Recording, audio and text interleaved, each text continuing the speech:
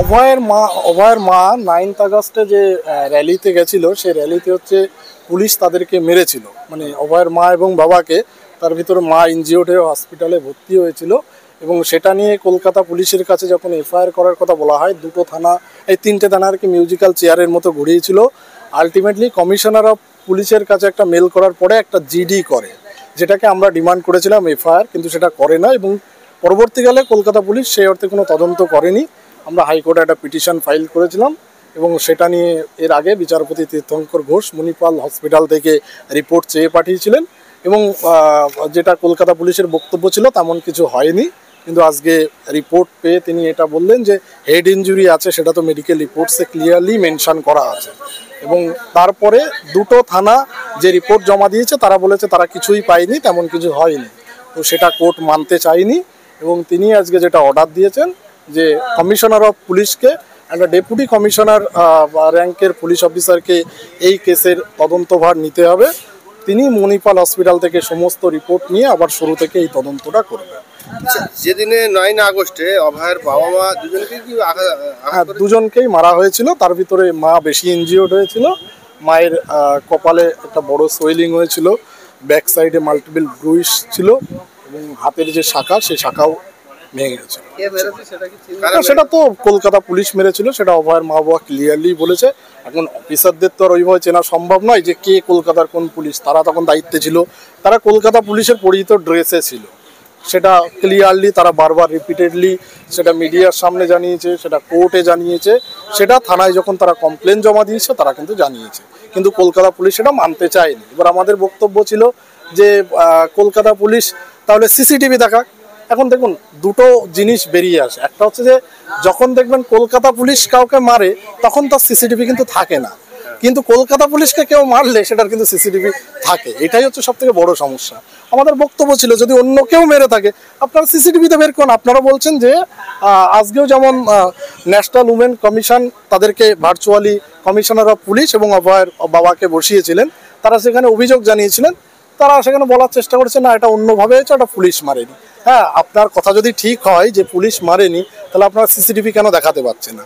সেই দিন এত মিডিয়ার ক্যামেরা ছিল বিভিন্ন জায়গায়, যে গলিতে মারা হয়েছে সেখানে বিভিন্ন দোকানে সিসিটিভি ছিল, আপনারা ড্রোন ক্যামেরা ওড়াচ্ছেন, আপনাদের পুলিশকে কেউ মেরেছে আপনি সেই ফুটেজ দেখাতে পাচ্ছেন, অথচ আপনারা তার মা বাবাকে মারলেন সেটা ফুটেজ দেখাতে পাচ্ছেন না। এটা তো ক্লিয়ারলি ইন্টেনশন বোঝা যায় যে আপনারা মেরেছেন তাই ফুটেজ দেখাতে পাচ্ছেন।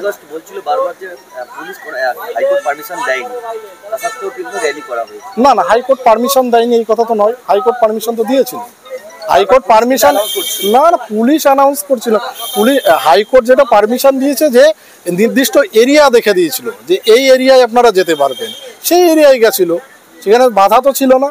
বাধা ছিল হচ্ছে যে ওই নবান্নে পুরোপুরি যাওয়া যাবে না, নবান্নে ঢোকা যাবে না, কিন্তু রাস্তায় র্যালি করা যাবে না এটা তো কোথাও অর্ডারে ছিল না। সেটা তো পরে, সেটা তো অনেক আগে। শুন, এই মাঠটা কখন দেওয়া হয়েছিল? যখন হচ্ছে র্যালিটা আমি সেখানে ছিলাম, র্যালি শুরু করতেই সবাইকে মারা হলো। যেটা হয় কি যে কোনো কলকাতা পুলিশের এর আগে আমরা দেখেছি কি, আপনি কোনো একটা র্যালি যদি কেউ করে, প্রসেশন করে, আপনি তাকে ওয়ার্নিং দেবেন, টিয়ার গ্যাস ছোড়ে, তারপরে মারে। আপনি তো দেখলাম যে র্যান্ডম সেখানে মিছিল শুরু করার সাথে সাথে সবাইকে পিটিয়ে দিল। আমি নিজে ইনজিওর্ড হয়ে গেলাম, আমাকে মারেনি, দৌড়াতে গিয়ে তো আমাকে নিজে আমার ACL টিয়ার হলো। ব্যাপারটা হচ্ছে যে আপনি কোনো রকম কোনো প্রভোকেশন ছাড়াই আপনি তাকে পিটিয়ে দিলেন, তার মা বাবাকে পর্যন্ত পিটিয়ে দিলেন। তার মা বাবা কি কোনো কিছু নিয়ে এসেছিল যে হাতে লাঠি ছিল?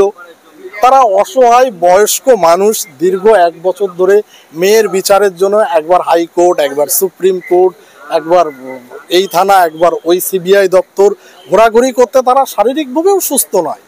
সেই মানুষ দুটোকে তাদের পক্ষে সম্ভব যে তারা একটা নিরস্ত্র মানুষ, তারা যখন একটা র্যালিতে গেছে, এটা তো কলকাতা পুলিশের একটা দায়িত্ব ছিল তাদের র্যালিতে তাদের প্রোটেকশন দেয়া, সেই প্রোটেকশনের পরিবর্তে আপনারা তাকে পিটিয়ে দিলেন।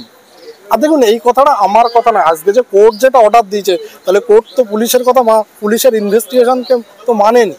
এর থেকে লজ্জার কিছু তো আর, কোর্ট যেটা বলেছে যে দুটো থানা তারা যেটা বলার চেষ্টা করছে তার মার কিছু হয়নি, রিপোর্টসে তেমন কিছু নেই, কিন্তু রিপোর্টসে, মেডিকেল রিপোর্টসে জাজ আজকে একদম ক্লিয়ারলি শোনা যাচ্ছে এখানে হেড ইনজুরি ক্লিয়ারলি লেখা আছে এবং তার অর্ডার কপিতে লেখা আছে যে ফ্রন্টাল সোয়েলিং। মানে মাথার উপরে এখানে একটা বড় সোয়েলিং, এটা এমনি তো হয় না, এটা এমনি হওয়া সম্ভব নয়। এবার কথা হলো যে সেইটা তদন্ত পুলিশ করে বলেছে কিছু পায়নি, সেই তদন্তকে পুলিশকে মান্যতা দেয়নি। এর জন্য একটা সুপিরিয়র অফিসার মানে ডেপুটি কমিশনার র্যাঙ্কের অফিসারকে এখানে ডিপিউট করতে বলেছে যে এইটাকে প্রপার একটা ইনভেস্টিগেশন করুক, করে রিপোর্ট জমা দিতে হবে। মানে এই কলকাতা পুলিশের থেকে এর থেকে লজ্জার কিছু হতে পারে? তার জন্য অভিযোগ হলো যে কলকাতা পুলিশ এভিডেন্স ট্যাম্পার করেছে, তার জন্য তালা থানার ওসি অভিজিৎ মণ্ডল জেল খাটলো। আবার দেখা গেল তার মেয়ের বিচার 1 বছরে যখন পেল না, যখন একটা পিসফুল প্রোটেস্টে তিনি পার্টিসিপেট করলো, দায়িত্ব কি ছিল তা সবাই তো জানতো যে তারা পিসফুল প্রোটেস্টে যাচ্ছে। সারা বছর তো আরজি করে, তো এই আরজি কর মামলা হওয়ার পর থেকেই তো আমাদের ডাক্তারদের অনেক র্যালি হয়েছে, কোনো র্যালিতে তো কিছু হয়নি। তাহলে মা বাবা যেদিন ওই র্যালিতে গেল, আপনারা প্রোটেকশন দেওয়া উচিত ছিল। এটা তো কলকাতা পুলিশের নিজেদের এই লজ্জা ঢাকার একটা রাস্তা ছিল, যে তারা যে আরজি করের ক্ষেত্রে যে অন্যায়টা করেছে, সেই অন্যায়টা সেই তাদের একটা গুড ইমেজ ক্রিয়েট করার কিন্তু একটা জায়গা ছিল। প্রোটেকশনটা যদি দিত তাহলে কিন্তু তাদের ইমেজ ফিরে আসতো। আমি বলছি আরজি কর কেসে কলকাতা পুলিশ তাদের 100 বছরেও তাদের এই কলঙ্ক মুছতে পারবে না, এবং তার মা বাবাকে পেটালো, এটা কিন্তু ইতিহাসে লেখা থাকবে কলকাতা পুলিশ যে কাণ্ড তারা করবে।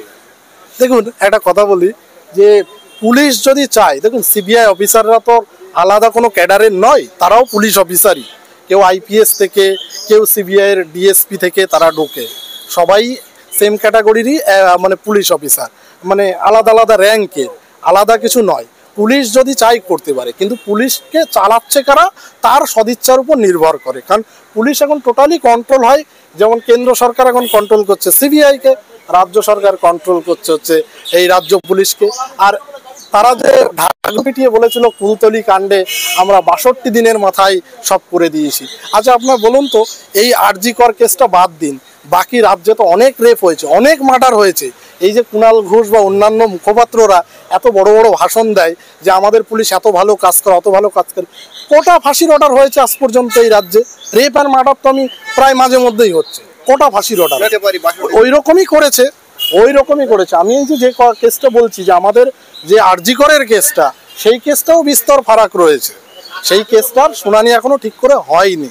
শুনানিটা হোক, দেখবেন ওখানেও ফাঁক ফোকর বেরিয়ে আছে। আমি কয়েকটা বলতে পারি, একটা সিসিটিভির ক্যামেরার রিপোর্টে সঞ্জয় রায়কে আইডেন্টিফাই করেছে। কে আইডেন্টিফাই করেছে? আইডেন্টিফাই করেছে হচ্ছে তারই বস, যে ওকে পাঠিয়েছিল, অনুপ দত্ত, এএসআই অনুপ দত্ত, যে হচ্ছে নিজে একজন সাসপেক্ট।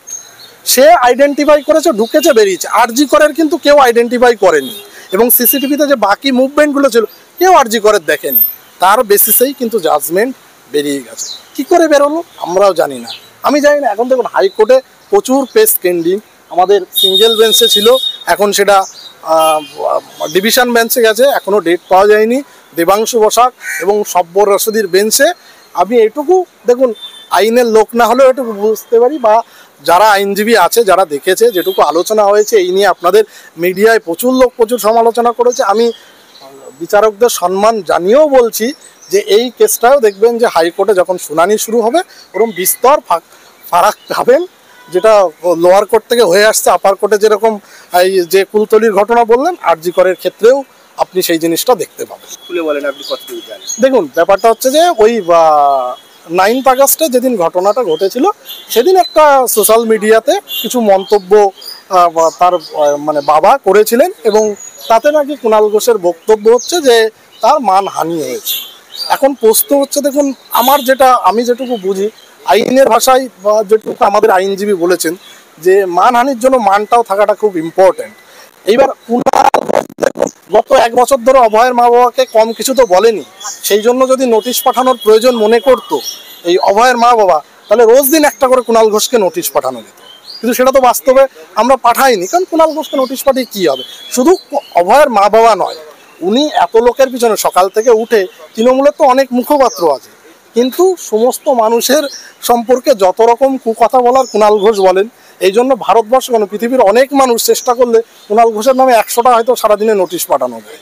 তো কুণাল ঘোষের ওই একটা নোটিশ বা মানহানির মামলা, ওতে আমরা বিন্দুমাত্র পাত্তাও দিই না। এখন কোর্টে পাঠিয়েছে, কোর্ট সামন পাঠিয়েছে, আমাদের আইনজীবীরা যাবে সেখানে গিয়ে যেটুকু যা বলার বলবে। তো ওই নোটিশের কেউ মানে অন্তত কুণাল ঘোষের নোটিশের পাত্তা দেওয়ার মতো কিছু হয় না। নামটা বলুন। ডক্টর তাপস তামানি।